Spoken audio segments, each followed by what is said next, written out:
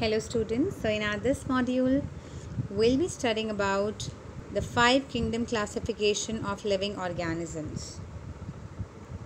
Now you can see here that organism is divided into two main types. Fine. The first one we have is the prokaryotic, another one we have is the eukaryotic. Fine. Now I will not I have already explained you many times what is the prokaryotic and eukaryotic. Find the primitive form of having well defined nucleus, without well defined nucleus. So this thing is clear to each one of you. This thing we have already read in our first chapter. So the one which is prokaryotic, the example you can see here is the Monera, right? And the one is which is eukaryotic, it is further divided into two parts, like we can see here. The first one we have is if the organism is unicellular and if it is multicellular. Fine. Uni means single cell, multi means many cells.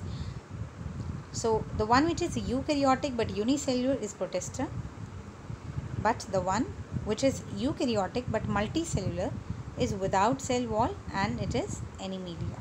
Fine. Animalia kingdom. Now you can see here, talking about eukaryotic, which is a unicellular with cell wall. This was without cell wall, the Animalia was without cell wall. Now if it is with cell wall, then there are two categories: that do not produce photosynthesis and that are able to produce photosynthesis. So remember this thing, that do not produce or perform photosynthesis, example is fungi, and here the example is Plantae. Obviously Plantae kingdom is the kingdom which they are able to perform the photosynthesis, they can make their own food. Now moving on to the first kingdom, that is the kingdom Monera, and they are mostly prokaryotic. Fine. They do not have a well defined nucleus. They are unicellular, which means they are single celled and do not have a definite nucleus. It may or may not have cell wall. And the mode of nutrition is autotrophic or heterotropic. Now you should know that what is the meaning of autotrophic and heterotropic, and you should know, I think, because this thing you actually you have studied these basic terms from your 7th standard. Fine. So autotrophic means the self. Auto means self here. Fine. The organisms which can prepare their own food, they are autotrophic, and the organisms which cannot prepare their own food, they have to depend upon other organisms, they are heterotropics. And examples are very very important, students. Remember this thing. Again I am repeating myself, you have to learn all the examples of a particular kingdom. Fine. So you can see here bacteria, blue green algae, cyanobacteria, mycoplasma. You can see here these are the different structures. Fine. This one is a bacteria, rod shape like structure. This is cyanobacteria, blue green algae, and mycoplasma. Fine. Now coming on to the next kingdom that we have is Protista. Okay. So they are eukaryotic. Unlike Monera, they are unicellular, which means they are single celled. Fine.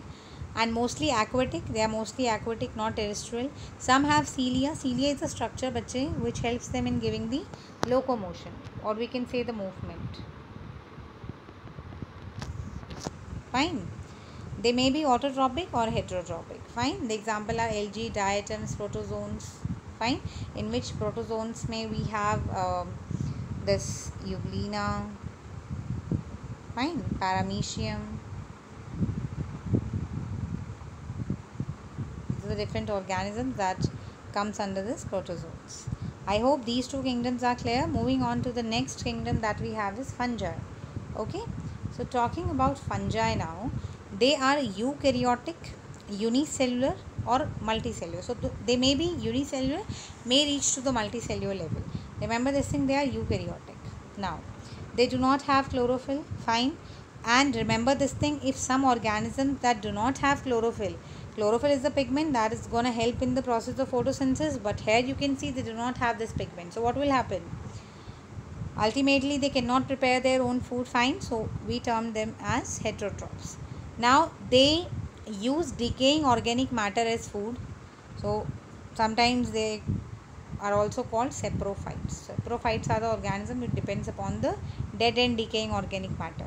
Fine. And there are some Some fungi, they live in association with the algae. Some fungi, this point is very important, bache. There are some fungi which live in association with the algae, and this, they are called lichens. Remember this thing, they are called lichens. And what are the examples in which one of the like fungi or algae, they give shelter, and one of them, they provide the food to it. Fine. Now examples of fungi you can see here. We have yeast, aspergillus, penicillium, agaricus, lichens, etc. So these are the different examples you can see here. Penicillium, aspergillus, agaricus. The common name of agaricus is mushroom that we usually eat. This is yeast, help in fermentation, and lichens, which is the combination of association of algae and fungi. Moving on to the next kingdom that we have is the plantae kingdom, also known as plants. Now, they are multicellular organisms. Fine. They are eukaryotic. Remember this thing. Bache, these are the few important points that I am discussing with you all. Fine. Like, you should know what is multicellular. Fine. You should know what is eukaryotic. So these are the few basic points.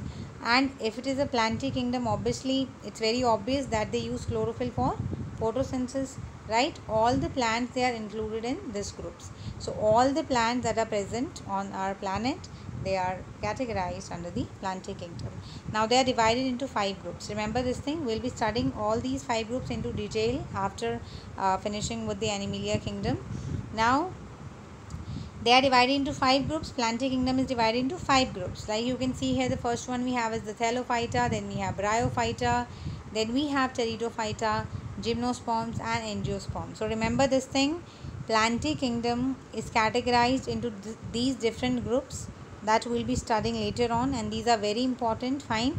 We'll be studying all these things, all these groups in detail. Now bache, moving on to the next kingdom that we have is the kingdom Animalia. Okay, so they include all organisms. Remember this thing. They include which organisms? All organisms which are multicellular, which are eukaryote, without chlorophyll and cell wall, and they are heterotrophs.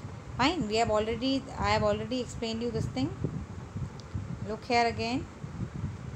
In our flow chart, I have shown you here that eukaryotic, multicellular, and without cell wall is Animalia. So this is what we are discussing here. Fine. You can see here, without cell wall, and they are called heterotrophs. So they depend upon another organisms for their food. Next bache, they are divided into 10 groups that we will be studying later on. Fine. They are divided into 10 groups. Like we have Porifera, Coelenterata, Platyhelminthes, Nematoda, Annelida, Arthropoda, Mollusca, Echinodermata, Protochordata, and Vertebrata. Remember this thing. These are, I think we have just discussed the basics of this chapter. Fine, we have just discussed the basic of this chapter. Like you can see here, just the basic kingdoms, the 5 kingdom classification given by R.H. Whitaker. Now we'll be studying all these plantae groups and the Animalia groups in detail, right bache? So you can see here in Animalia kingdom we have different groups like Porifera, Coelenterata, Platyhelminthes, Nematoda, Annelida, Arthropoda, Mollusca, Echinodermata, Protochordata, and Vertebrata. And then in Vertebrata we have different classes as well. Fine. So we'll be studying these classes also. Like we have apes, amphibians, reptiles, mammals. Fine. So these are the different classes under Vertebrata that we'll be studying. Hope this topic is clear to each one of you. Thank you.